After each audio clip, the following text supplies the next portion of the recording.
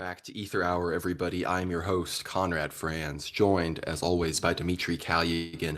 This is episode 12 of our esoteric history information lore show that we bring you everything wacky and crazy going on throughout the annals of Christian and Orthodox and world history. So, with all of that, Dimitri, maybe tap the people into the lore that we're going to be bringing to them today.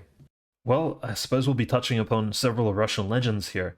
And these legends, of course, span the entire Eurasian continent. We'll be speaking about concepts such as, the mysterious land of Belovodye, which is similar to, I suppose it's the Russian version of the Shangri-La or Shambhala, the mysterious Hindu land which Hitler was searching for during World War II.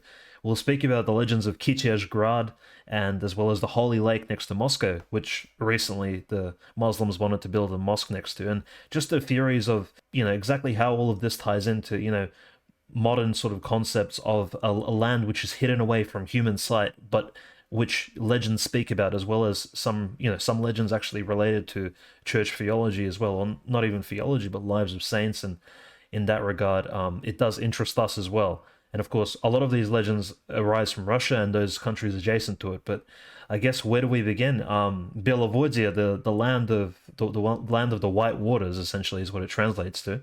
And according to Russian legends, going back to the early centuries of Christianity, and officially it really became popular in the 19th century. But Belovodye was this theory about a land somewhere, a land of a valley somewhere in the mountains with these peaceful trees and valleys, very really sort of like a land of milk and honey, similar to what the Bible describes Israel as. So this new Eden type of land, but in a European style, somewhere hidden in the mountains. And where is it located? Well, they say it's east where the sun rises. So the legends say that it's located east, out towards Siberia. So from the Russian perspective, when Russians would speak about where do I find this Belovodye, this land of the white water, you'd have to travel east. So the Russians would travel deep into Siberia, Russian explorers searching for this lovely land, this valley somewhere in the mountains or somewhere in the tundra hidden.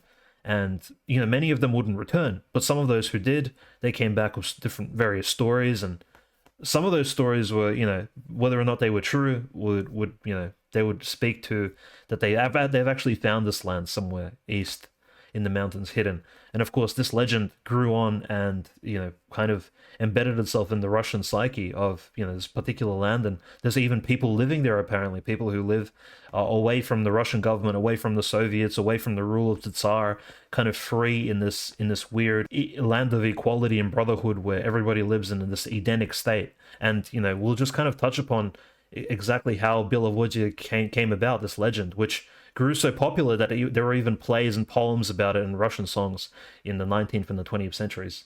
Well, it's super interesting because Russia, as everybody knows, has by far the most access to like the northern pole, the center of, I guess, what some would consider a flatly laid out Earth. And Russia, like you said, they have the Altai Mountains, and so it's one of these places that, if any place is kind of going to have these legends of these hidden lands of Shambhala, and everything, much like China and India have theirs, Russia would have it with its massive, Siberian frontier. And of course, anyone listens to our show, people that are in the based and red pill sphere, about Hyperborea, about Agartha. I'm sure many of our Orthodox listeners have seen the iconographic depiction of Christ in the ship of the church flying over what, looks like the kind of Agarthan peninsula below it, which all of these legends kind of are, some of them are more in the West. You hear about the Nazis or other people trying to find some of these places. You hear about the Thule Society, and then even more you hear about Antarctica and everything going on down there. So this is sort of a theme that, I don't want to say every culture has it, but it's very much a in the European and Christian, I guess, pre-Christian tradition, there are these ideas of these lands, and so much of that ultimately does play into cosmology and how, maybe not everybody thought the Earth was flat before the space missions and all of that of the 20th century, but people were definitely more open to alternative cosmologies, were curious about the fact that maybe we haven't discovered all of the land. That's where, this idea gets interesting in reality, right? Because if something like Belovodye or Kitezh or some of these places that we talk about with Russia, if these have, more basis in reality, have some kind of basis in reality, then maybe up north by the North Pole, or maybe even down south by Antarctica, there is more land that's being hidden from us. Some people say that there's areas of the Pacific Ocean that are island chains that aren't, revealed to the public, that are being hidden by, forces and naval forces that be. I mean, remember the Antarctic Treaty?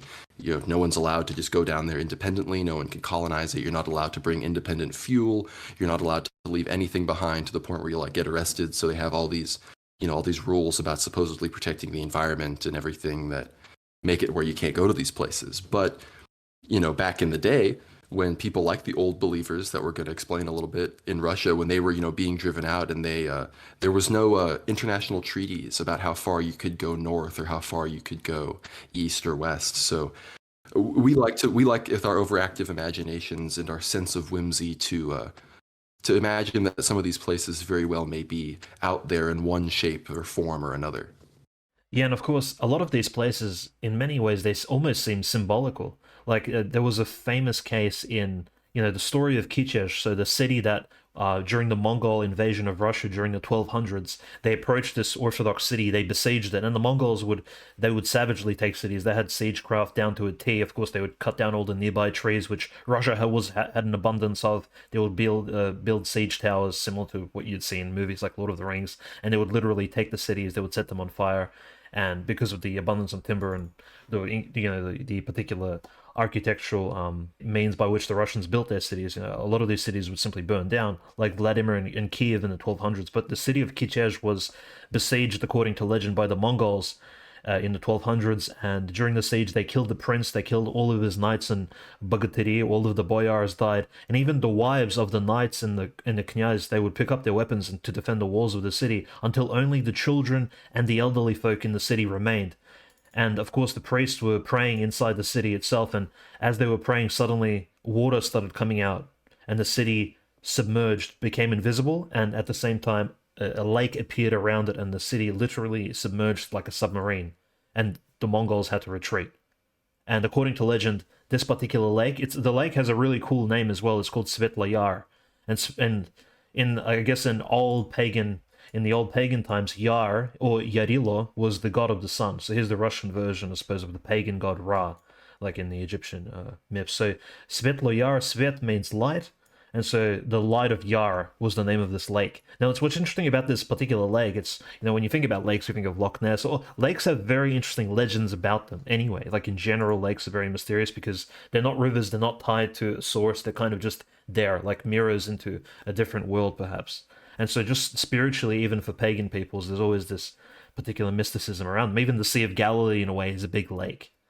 And so what's interesting here is Svetla Yar is about, you'd be surprised, if you look at a map where it's located, it's 40 meters deep. And even then, Soviet scientists in the 1960s had trouble actually measuring the depth of Svetla Yar.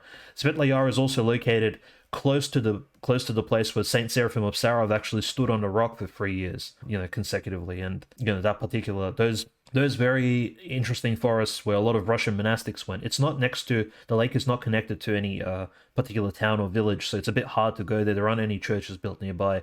But pilgrims do visit Svetla Yar to this day, this particular lake. You'll find around the entire lake, there's all these crosses where people say, according to legend, you could still see, sometimes when certain feast days are on, you could see the outline of cities in the fog on the lake. So you could see even activity, you can see like ghosts of the past, people walking around. You can see gates of the city opening. You can hear church bells. That's one thing people say all the time. If you visit the Svetla Yar lake in the forest, you'll hear the church bells, and it's really kind of scary in a way, a bit eerie. But according to legend, the city of Kitezh will, of course, arise out of the lake during the end times, which a lot of these legends actually do mention that, during the end times. And even the story of Belovodye, right, Conrad? It is this idea of this Edenic gardens hidden away, which will protect the old believers or the people who find it from the Antichrist. There is that idea similar to That is it for the free preview of Ether Hour, everybody. Thank you so much for listening. If you want to hear more about the land of Chud, Putin's possible gnomic